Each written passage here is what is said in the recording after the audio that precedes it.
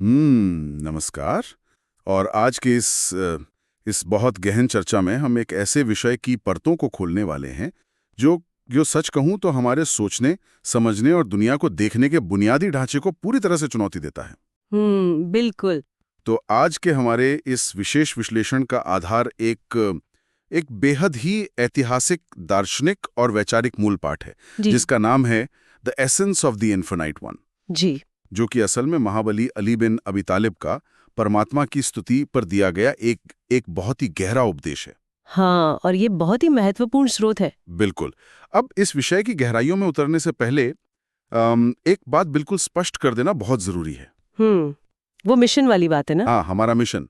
आज का उद्देश्य किसी भी प्रकार की धार्मिक मान्यता को स्थापित करना या किसी विशेष आस्था का प्रचार करना बिल्कुल नहीं है। सही बात है। हमारा असल मकसद है उस अविश्वसनीय तर्क और उस दर्शन को समझना जो असीमित यानी जो इन्फिनिट है, उसे इंसानी शब्दों में बांधने की कोशिश करता है। और यही बात इस चर्चा को इतना दिलचस्प बनाती है। बिल्कुल। क्योंकि ये एक बहुत गहन चर्चा होने वाली है। जी बिल्कुल, होने वाली है। ये स्पष्टीकरण वास्तव में आवश्यक है, क्योंकि जब हम इस पाठ का अध्ययन करते हैं तो ये महज एक पारंपरिक प्रार्थना या स्तुति तक सीमित नहीं लगता।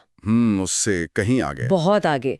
बल्कि ये भाषा विज्ञान, अस्तित्व की प्रकृति और सबसे महत्वपूर्ण रूप से मानव समझ की चरम सीमाओं पर की गई एक बेहद तार्किक टिप्पणी है। तार्किक टिप्पणी सही शब्द है। हाँ, तो आज हम एक ऐसे वैचारिक सफर पर हैं जहां श्रोताओं को अपनी रोजमर्रा की सीमित सोच से थोड़ा बाहर निकलना होगा।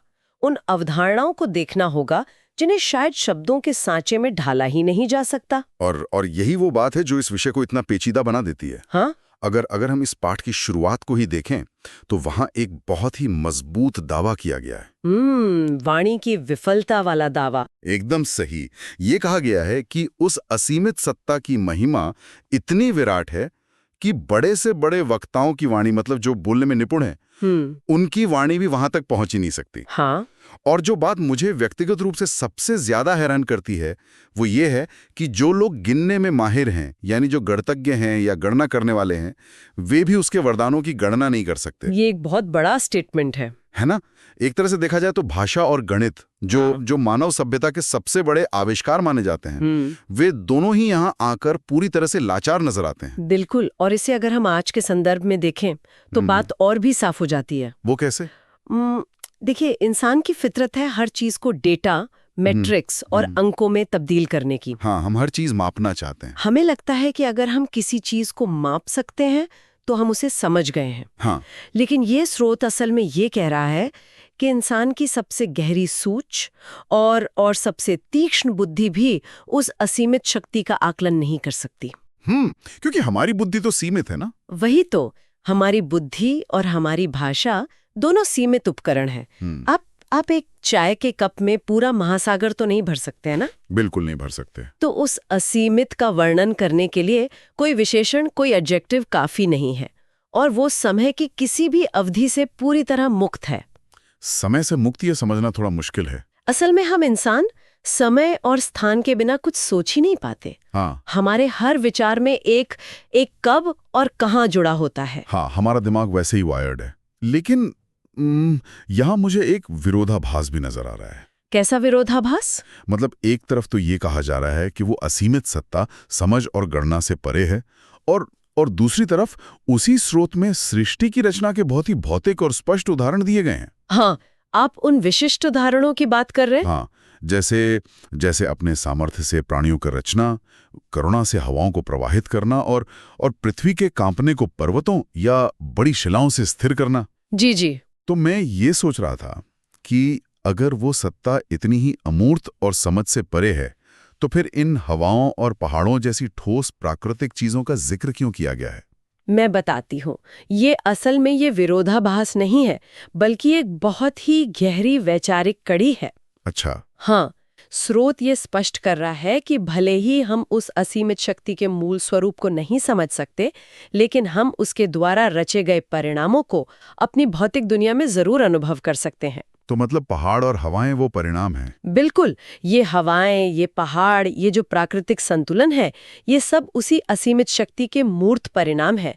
यहाँ प्रकृति को सिर्फ एक अंधी भौतिक प्रक्रिया के रूप में नहीं देखा गया है, बल्कि एक असीमित करुणा और शक्ति की अभिव्यक्ति के रूप में देखा गया है। एक अभिव्यक्ति? ये हमें ये सोचने पर मजबूर करता है कि जो अदृश्य है वही असल में हमारे चारों ओर की इस दिखाई देने वाली भौतिक दुनिया को एक आधार दे रहा है। ये नजरिया तो वाकई भौतिक दुनिया को देखने का चश्मा ही बदल देता है। बिल्कुल बदल देता है। पर चलिए इस उपदेश के उस हिस्से की तरफ बढ़ते हैं जो शायद मेरे हिसाब से सबसे ज्यादा तार्किक और बौद्धिक रूप से चुनौतीपूर्ण है। आप उस सीढ़ी वाले हिस्से की बात करें, धर्म और विश्वास की सीढ़ियां? हाँ, बिल्कुल वही। इसमें एक तरह की क्रमबद्ध सीढ़ी दी गई है, एक लॉजिकल प्रोग्रेशन। इसे धर्म और विश्वास के विकास के रूप में पेश किया गया है।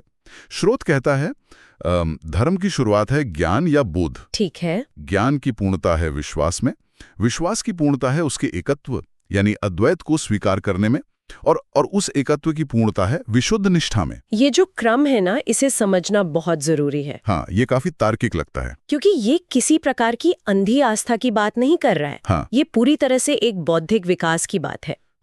Step by step. बिल्कुल। आप किसी सत्ता के प्रति सच्ची निष्ठा नहीं रख सकते जब तक कि आप उसे एक ना माने। सही बात है। आप उसे एक नहीं मान सकते जब तक कि आपको उस पर विश्वास ना हो। हाँ। और विश्वास तब तक नहीं आ सकता है जब तक आपके पास बोध या ज्ञान ना हो। तो ये एक कारण और परिणाम वाली पूरी तार्किक श्रृंखला है। एकदम सटीक। यहाँ तक तो बात मुझे अच्छे से समझ में आती है, लेकिन इसके ठीक बाद जो दावा किया गया है वो सच में मेरे लिए इस पूरी चर्चा का सबसे बड़ा अहा मोमेंट था। हाँ, वो गुणों के निषेध वाली बात। हाँ, स्रोत कहता है कि उस विशुद्ध निष्ठा की पूर्णता इसमें है कि उस परमात्मा से गुणों का निषेध किया जाए। Negation of attributes. बिल्कुल, निगेशन ऑफ एट्रीब्यूट्स। अब यहाँ मुझे एक समस्या नजर आती है। कैसी समस्या? आमतौर पर जब हम किसी असीमित शक्ति की तारीफ करते हैं तो हम उसे ढेरों गुण देते हैं, है ना? हाँ। जैसे सर्वज्ञानी, सर्वशक्तिमान, हाँ। परम दयालु वगैरह वगैरह। लेकिन यहाँ तर्क ये दिया जा रहा है कि सच्ची निष्ठा सारे गुणों को हटाने में है। जी। अब एक मिनट के लिए सोचिए, अगर हम उसे कोई गुण ही नहीं देंगे तो वो सत्ता मतलब शून्यता या नथिंगनेस से अलग कैसे होगी? ये तो बिल्कुल उल्टा तर्क लग रहा है। मैं समझ सकती हूँ।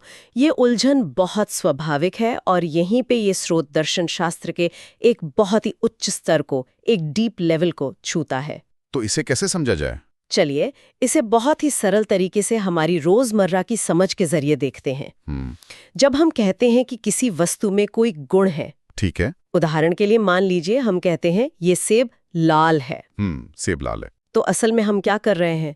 हम सेब जो कि एक वस्तु है और लाल रंग जो कि एक गुण है, दोनों को अलग अलग पहचान रहे हैं। हाँ, सेब अलग, रंग अलग। गुण हमेशा उस चीज से अलग होता है जो उस गुण को धारण करती है। हो, अब समझ आ रहा है ना?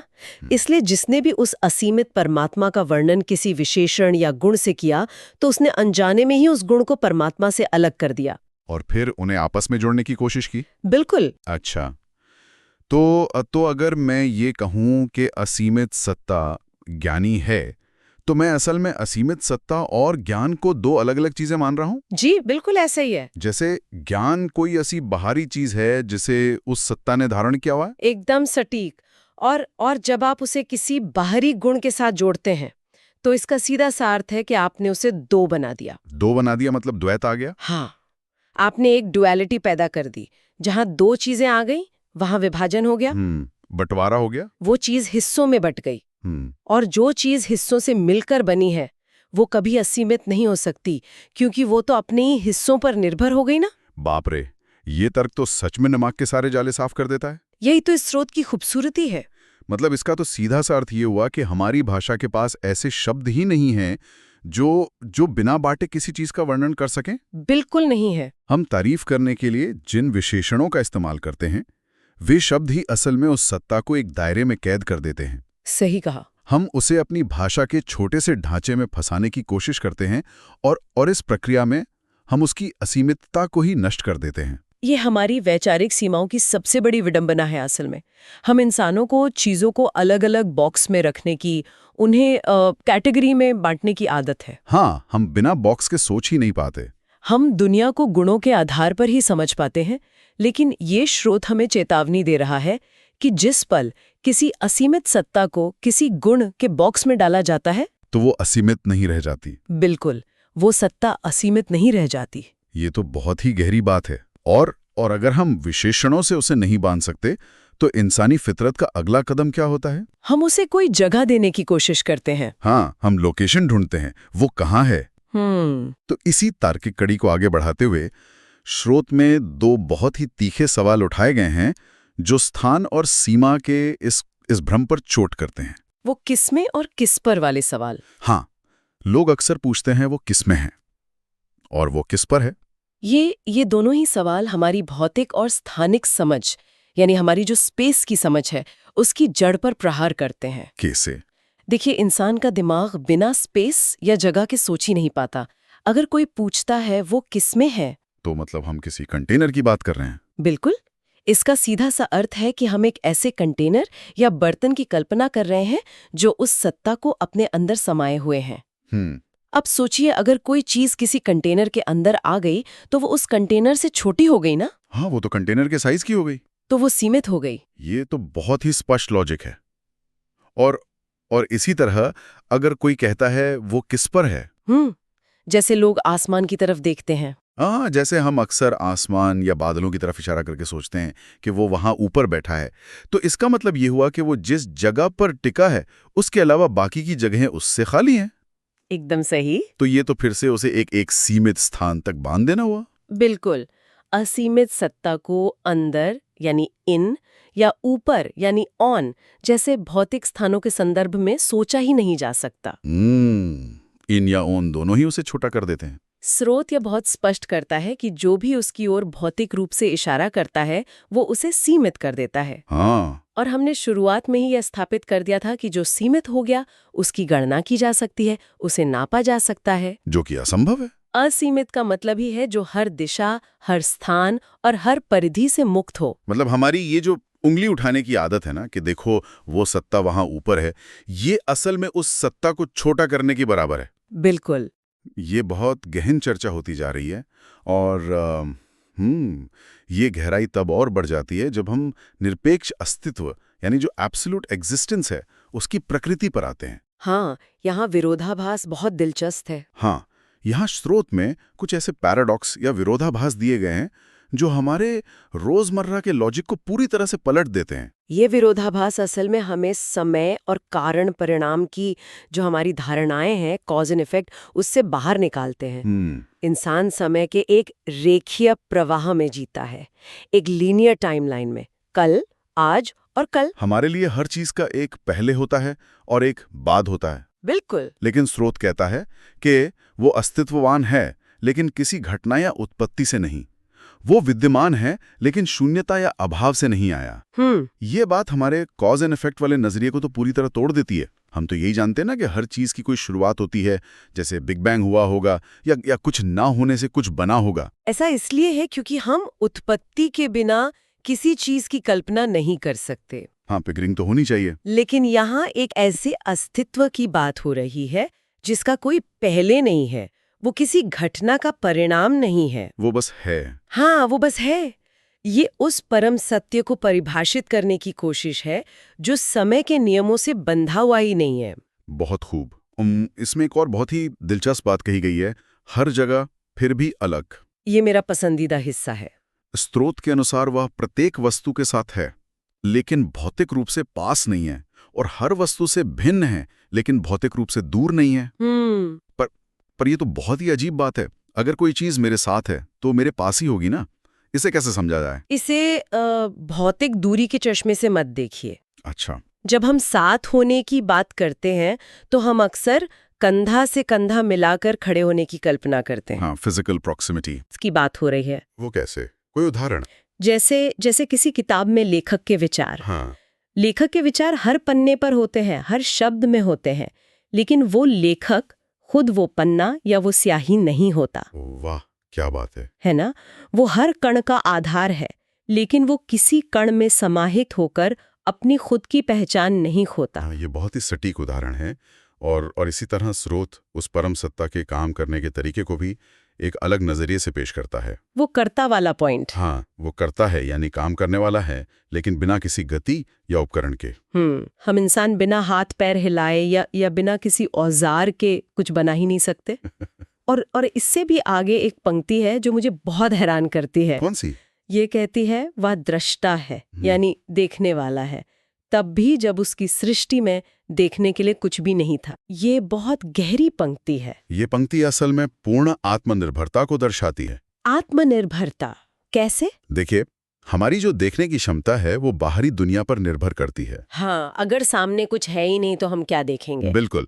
अगर सामने कोई दृश्य ना हो तो हमारे देखने की क्षमता का कोई अर्थ नहीं रह जाता। हम अपनी पहचान और अपने गुणों के लिए अपने आसपास की दुनिया पर निर्भर हैं। हम डिपेंडेंट हैं। लेकिन वो परम सत्ता अपने गुणों के लिए अपनी ही सृष्टि पर निर्भर नहीं है। उसकी क्षमताएं निरपेक्ष हैं। एब्सोल्यूट है। वाव। और यहीं से ये पूरी चर्चा एक ऐसे बिंदु पर आकर ठहरती है जो मानवीय मनोविज्ञान के बिल्कुल विपरीत है। आप परम एकांत की बात कर रहे हैं? हाँ, स्रोत में इसे नितांत एकाकीपन या परम एकांत कहा गया है। ये कहता है कि वो अकेला है, लेकिन इसलिए नहीं कि वो अकेलापन महसूस करता है, बल्कि इसलिए क्योंकि उसे किसी ऐसे साथी की आवश्यकता ही नहीं है जिससे वो अपनत्व महसूस करे या जिसके ना होने से वो व्याकुल हो। इंसानों के लिए तो अकेलापन एक सजा की तरह होता है। हाँ। हम तो डिप्रेशन में चले जाते हैं। हाँ। लेकिन यहाँ ऐसे एक ताकत की तरह पेश किया गया है। ऐसा इसलिए है क्योंकि इंसानों के रूप में अकेलापन हमें डराता है। बहुत डराता है। हमें अपनी खुशी, अपनी अहमियत और यहाँ तक कि अपने अस्तित्व को महसूस करने के लिए दूसरों की जरूरत होती है। हम अकेलेपन को एक कमी के रूप में देखते हैं, एक कमजोरी मानते हैं। लेकिन यहाँ जो एकाकीपन है वो कोई कमी नहीं है, बल्कि वो पूर्णता की चरम अवस्था है। पूर्णता की अवस्था? हाँ, ये निर्भरता से पूरी तरह मुक्त होने की स्थिति है। उसे अपने अस्तित्व को प्रमाणित करने के लिए किसी दूसरे की आवश्यकता नहीं है। सच कहूं तो ये पूरी चर्चा वाकई ये सोचने पर मजबूर कर देती है कि हम अपनी दुनिया को, अपनी भाषा को और इस पूरे अस्तित्व को कितने सीमित नजरिए से देखते हैं। बिल्कुल। आज हमने जिस स्रोत का विश्लेषण किया वो सिर्फ एक दार्शनिक या आध्यात्मिक चिंतन नहीं है।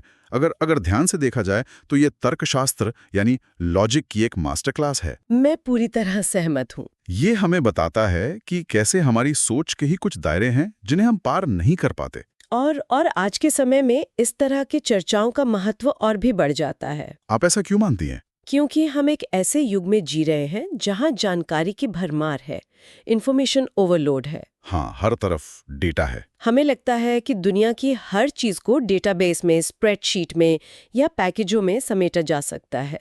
जो चीज हमारी भाषा या हमारे आंकड़ों में फिट नहीं बैठती, हम उसे सीधे खारिज कर देते हैं। कह देते हैं कि वो एग्जिस्ट ही नहीं करती। बिल्कुल। लेकिन ये श्रोताओं को याद दिलाता है कि वास्तविकता हमारी समझ और हमारी भाषा की मोहताज नहीं है। जो चीजें हमारी पकड़ में नहीं आती, उनका अस्तित्व खत्म नहीं हो जाता। ये बहुत ही अहम बात है। ये हमें सतही जानकारी से परे जाकर किसी विचार की अंतिम गहराई तक सोचने के लिए प्रेरित करता है। जी। ये हमें ये स्वीकार करने की विनम्रता देता है कि हमारी बुद्धि की भी सीमाएं हैं। और शायद जब हम उन सीमाओं को पूरी तरह से स्वीकार कर लेते हैं, तभी हम असल में कुछ नया और असीमित सीखने के लिए तैयार होते हैं। एकदम सही बात है। तो इस बहुत गहन चर्चा को हम यहीं विराम देते हैं। लेकिन इस सफर को खत्म करने से पहले मैं हमारे श्रोताओं के लिए एक बहुत ही विचारोत्तेजक सवाल छोड़ना चाहता हूं, जिस पर सच में गहराई से सोचने की जरूरत है। जरूर। अगर ये सच है कि इंसानी भाषा, हमारे शब्द और हमारा तर्क स्वाभाविक रूप से वास्तविकता को बांटते और सीमित करते हैं, तो क्या कोई इंसान कभी भी उस असीमित अनुभव को, उस परम सत्य को शब्दों में बयां कर सकता है बिना उसे उसी पल खंडित किए? बहुत गहरा सवाल है। या फिर क्या सच्ची समझ, सबसे गहरा बोध केवल और केवल पूर्ण मौन में ही पाया जा सकता है? इस सवाल के साथ आज की ये वैचारिक यात्रा यहीं संपन्न होती है। सोचते रहिए और गहराई में उतरते रहिए। मिलेंगे अगली बार एक नई बहुत गहन चर्चा के साथ।